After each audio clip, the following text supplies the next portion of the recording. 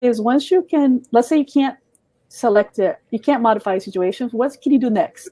So the next step, you have the situation, or you modified it to the extent you could. It's called attentional deployment. So that's putting your attention in something that interests you.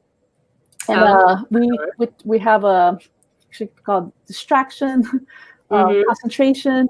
So that's your attention. Where are you going to focus your attention on? And you could be, some people can be in a crowded room and read a book, and they're, totally into that book, and they're going to forget everybody around you.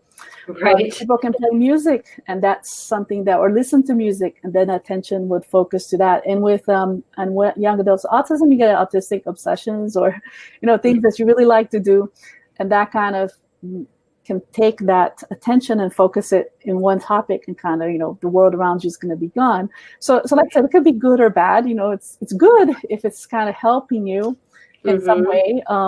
I mean, if you're reading a book while the teacher is trying to teach you, I don't know, something else, and you're not paying attention, that might be something that's not useful for you, right?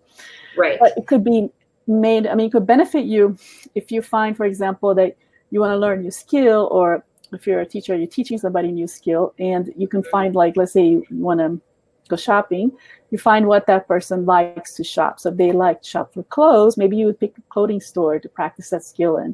If they like to shop for, I don't know, video games, you pick that topic. So the topic can be used as a way to help you learn a new task. If you're like a bridge. So you're bridging the topic that they focus on with maybe some activities that may be uncomfortable.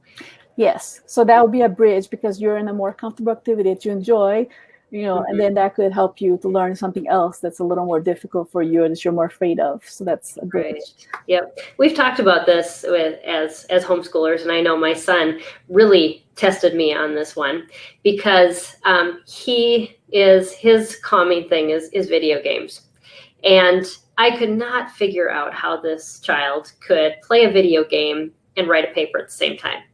But he actually does better when he has the video game and he writes the paper, because it calms him, and then he thinks of something and then he writes it down.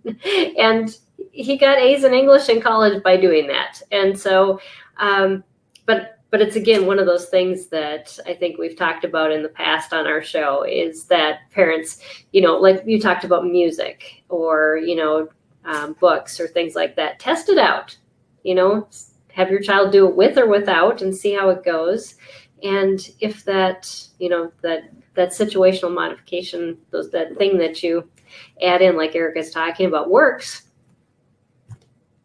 don't take it away. It helps.